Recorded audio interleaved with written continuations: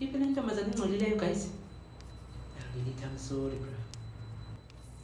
As long as bengaxothanga phepha lami qha. Imagine bro, uthi uzokumena so-20 marks wonke. Khayeke manifethu ukunikhumbuza manje. Ayinko Mzulu, kunini umntana abantu wakhe angangomzulu qha wakhulile KZN lomlomo. Yanelisa. Into iqalileyo wena uzogqiba lento uyiqaleyo wena. Aqala into afuneka uyigqibe mos. So what do you mean? Ndona nto kuyenza pha ixesha kubhala. Kaphendule wena kuthini ufuna upasa wedwa nje? Ngamamelana apha nina asizubila thina ubusuku nemini sifunda uqobo Lilith abavele bakhopha ifoni bakobe bona. Shi. Hey guys. Uyaqela ke ngokulubhaka bayaqela nexesha lalonto.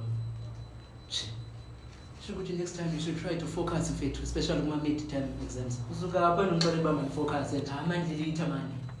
Bro, team man lokuthetha. Man. I didn't mean that. Ngazikuyeke kwa English xa uqabana. Kama Lilith avakala.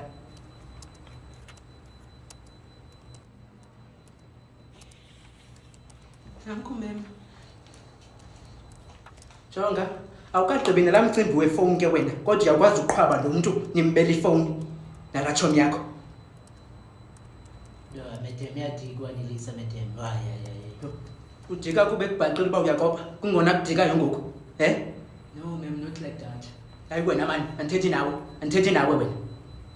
Ngicela wazi mina Lilith uba if one day ngeke isikolo ngenxa yakho, xa yobhulishwa nguwe, you will take care of my family on my behalf.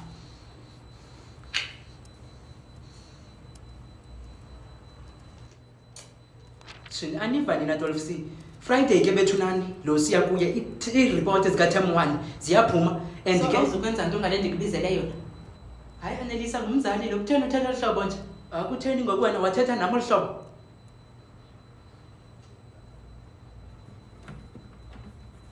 Xolo memnqaki nomsindo.